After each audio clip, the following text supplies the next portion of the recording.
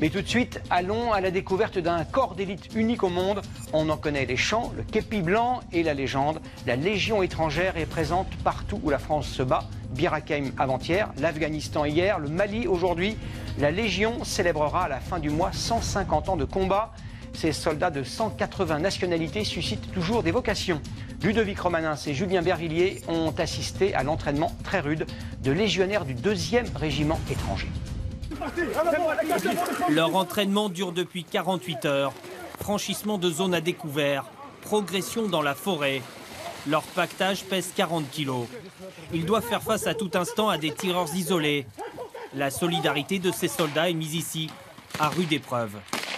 Progresser tous ensemble, en même temps. Jamais laisser quelqu'un derrière. Jamais, jamais, jamais. C'est le dernier qui donne la cadence. En première ligne, des chiens de combat. Ils repèrent et attaquent les tireurs ennemis.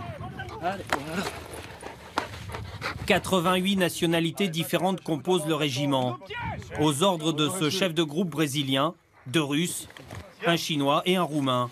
Ils parlent tous la même langue, le français képi blanc. Des phrases courtes, 500 mots maximum.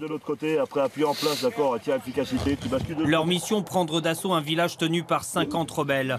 Une situation de combat moderne, rencontrée en Afghanistan et en Côte d'Ivoire.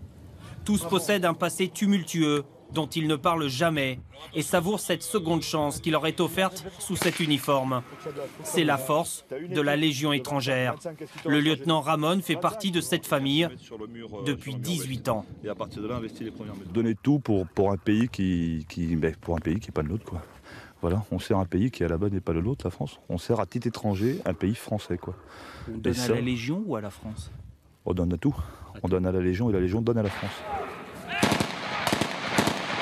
Tous les soldats portent aujourd'hui des capteurs de tir. Un homme est touché lorsque son corps sur l'écran se noircit. L'assaut final prendra 40 minutes.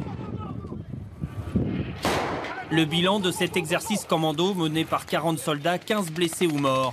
Le prix pour ces hommes d'une mission à très haut risque. Quand on est militaire, oui, on accepte ce risque-là, oui. On sait que le risque, oui, le risque de la mort, tout à fait.